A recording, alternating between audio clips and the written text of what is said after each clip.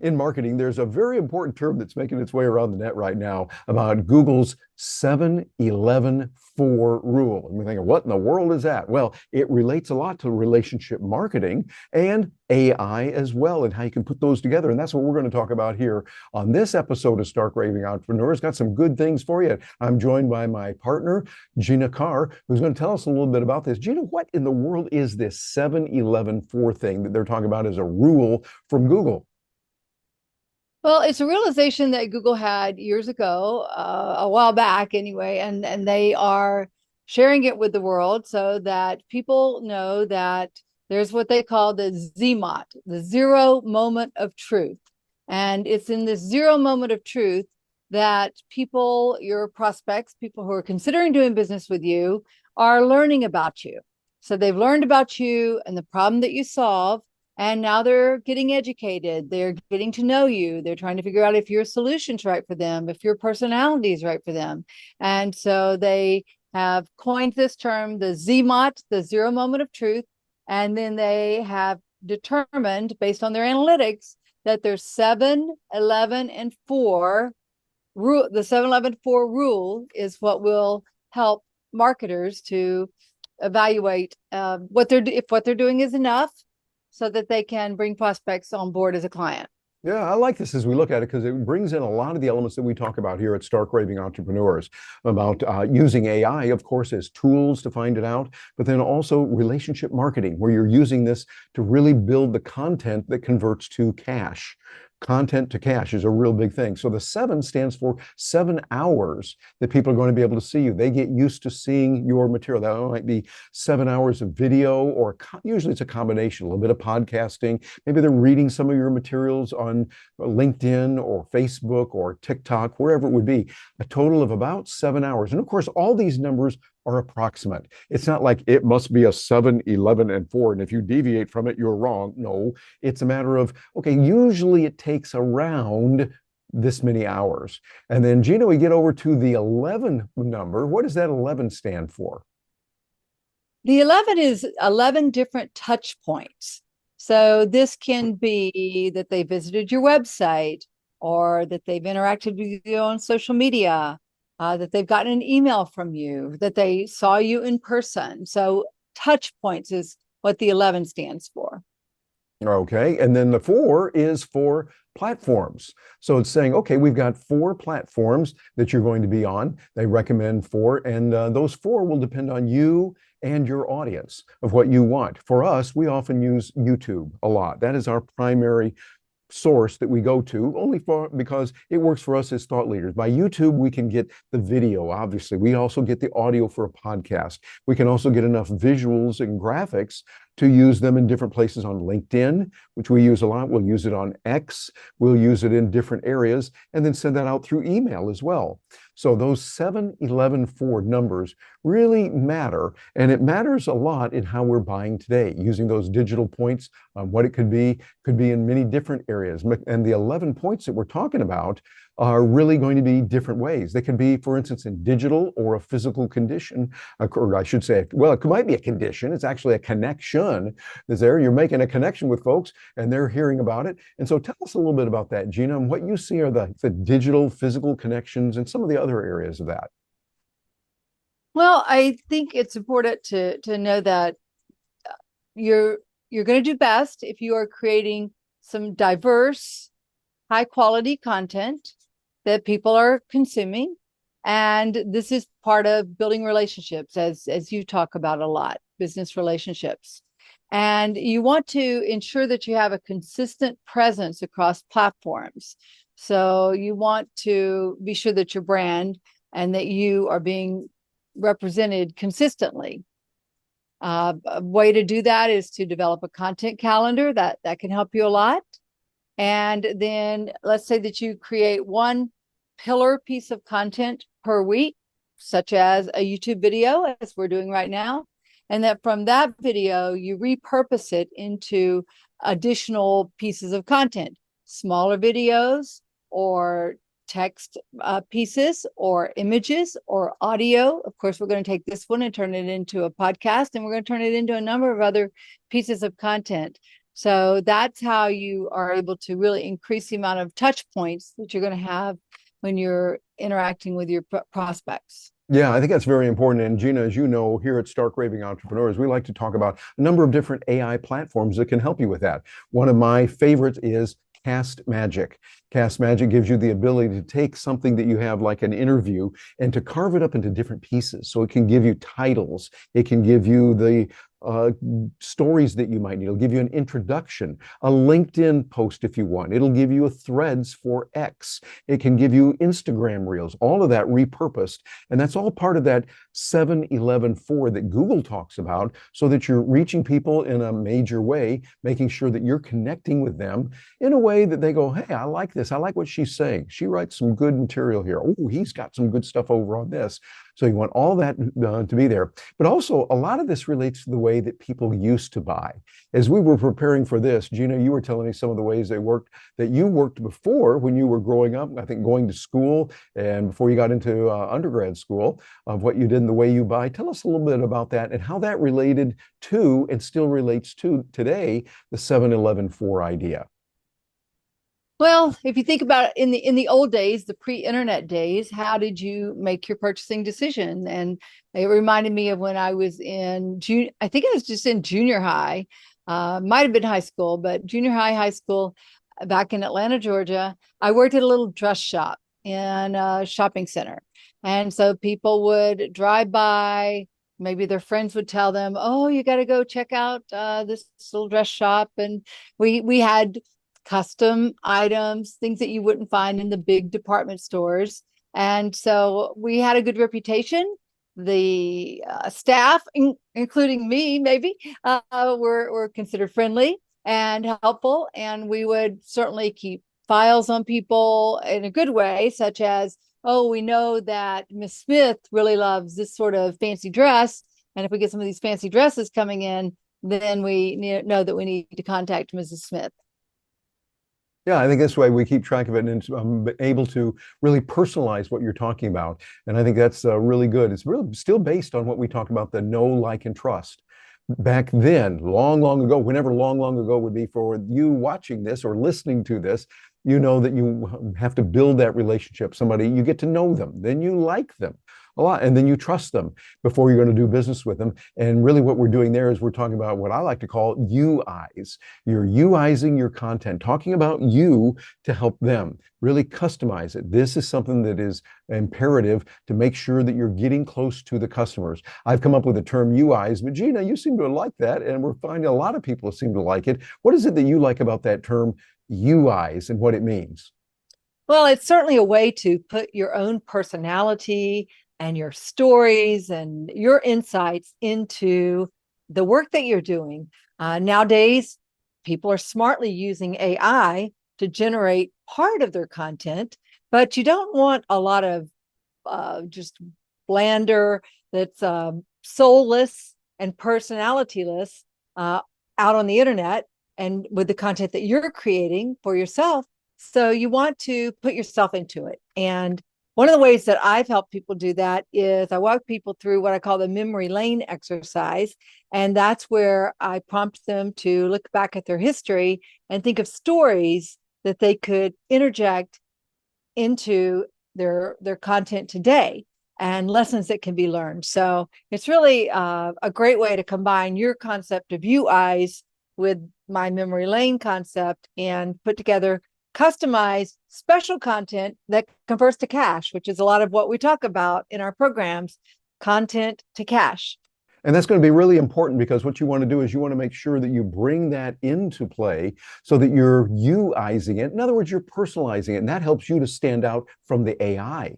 A lot of times now with AI, people say, oh, it just is AI written. And yeah, we can tell. But the AI doesn't know about what you did at that seminar last March, where you heard a speaker and she was really good about this and this topic. You put that in there and talk about it in the way you reflected on it, or the experience you had when you were in third grade that relates to this idea here.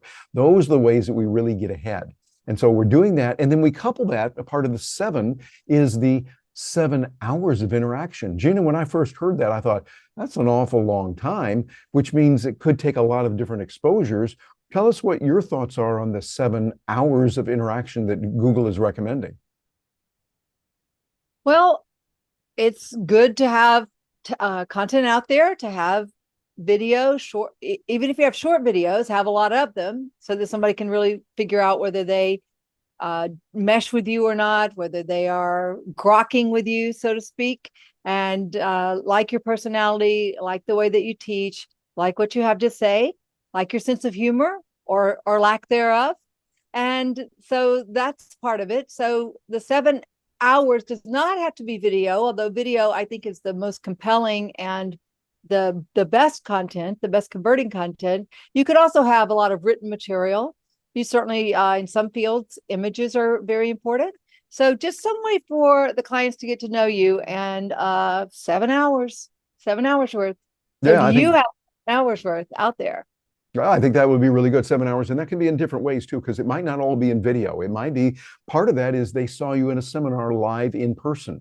It also might be they enjoyed your podcast. So they listened to a little bit of that and they read that article that you had that took them a while to read it. So all of that together really comes out to doing a lot, and having a lot of variety on that is good. Making sure you've got a variety of different types of forms, as well as long form video can be good, so that you have that takes up some more time. But I think the most important thing is going to be frequent interactions.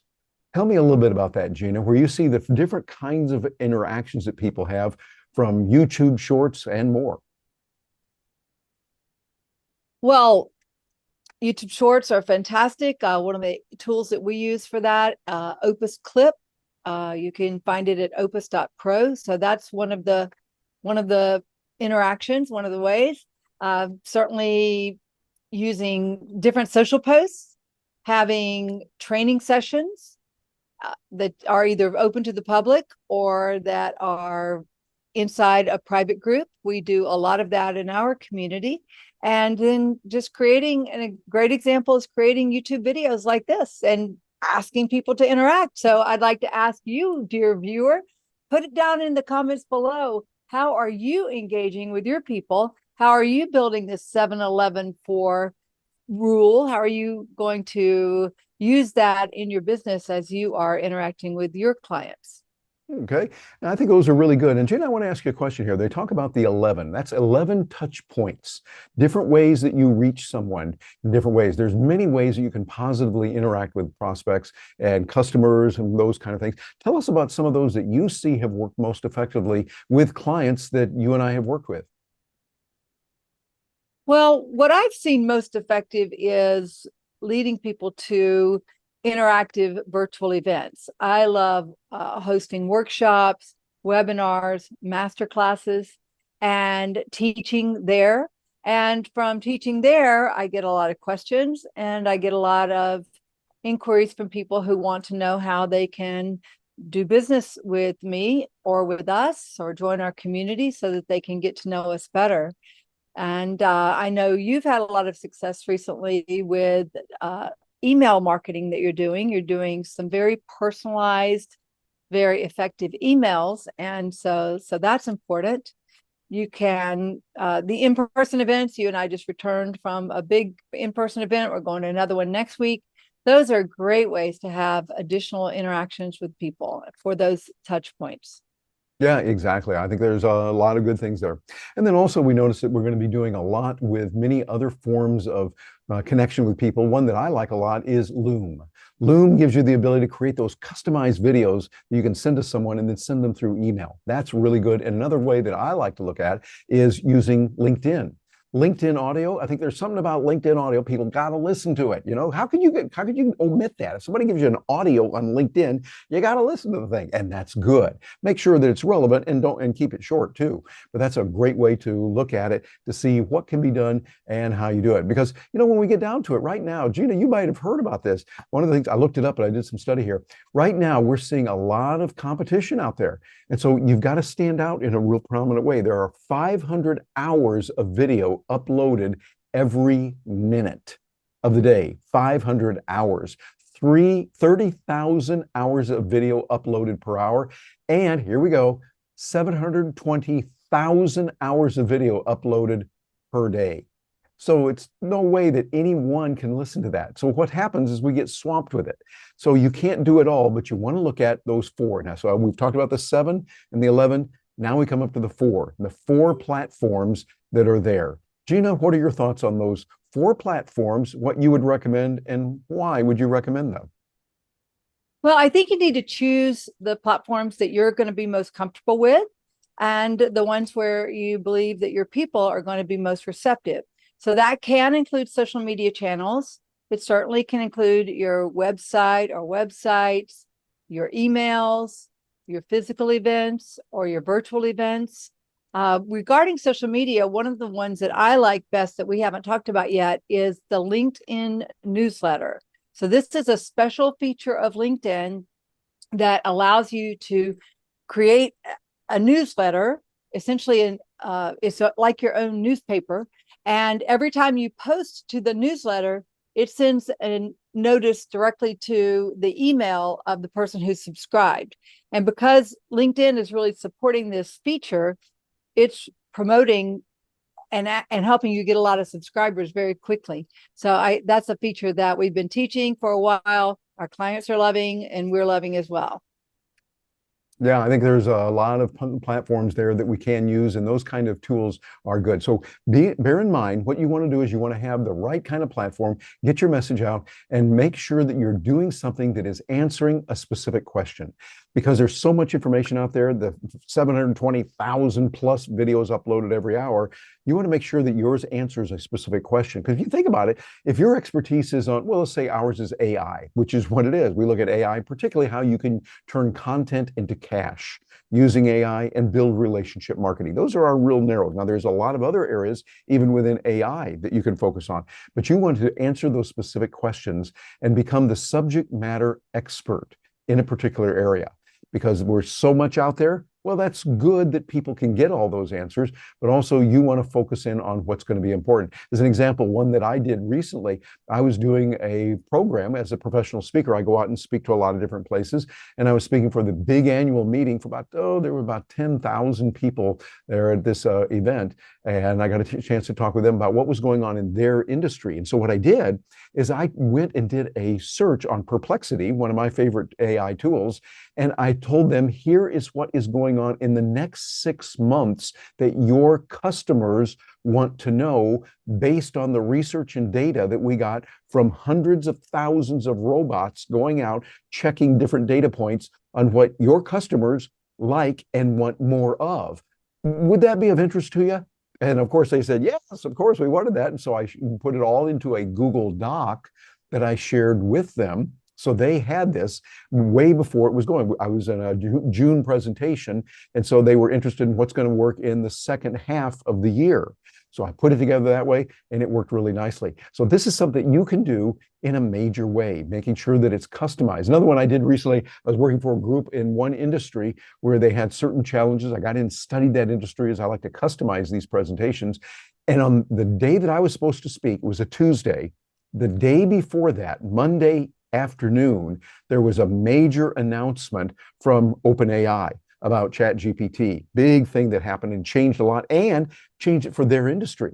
So what I did is I went in there and changed my presentation. I'd put together all the slides, omitted a bunch of them, brought in some new things, created some new ones to say, here's what they announced yesterday and what you can use here in your industry. Well, they were flabbergasted. They were like, this is great. We can use it, because it was exactly what they need. And the whole point is you want to make sure that it's highly relevant to the people that you're talking to. Make sure that they are working with you and you understand that. Gina, I know you've done that as well sometimes when you customize programs, when you're talking to someone. Have you seen that that's something that audiences look to and something that ties in with the 7-11-4 strategy? Well, certainly it does. And as we are presenting and sharing ideas, sharing our insights and sharing tools and ways for people to reach their own customers and grow their business, which is what we're focused on, that's been a big part of what we do. Absolutely. Yeah, I think there's a lot there. And so what you'd want to do in that case, for instance, those 2 cases there, I was working with a speakers bureau. They've known me for decades, literally. I've worked with them a lot. So when their client said, who is someone that would be good to talk about AI for our industry? Well, they said, well, Terry Brock, of course. So we were able to help them on that. And this is all the key. It's about building relationships, all about getting to know people, those 7 hours of contact they have minimum, then the 11 touch points. And I would say you want those to be going on a regular basis. So you see what it really comes down to is 7-11-4 involves relationships. It's about relationships, anticipating what they're going to need. And again, this is not the exact number. It's not like you must do it 7 hours exactly. No, sometimes it might be a little less.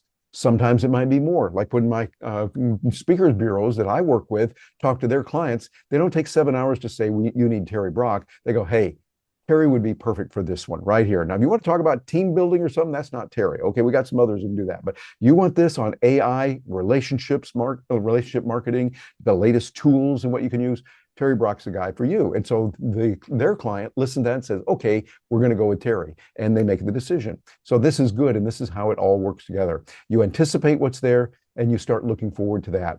So Gina, there's a lot involved in this. I see there's a lot going on there. Anything that you want, I know you had mentioned some things about that others are doing this on building the long-term relationship, something with Gary Vaynerchuk. As we were putting this together, what were your thoughts on how Gary V is bringing this in so well?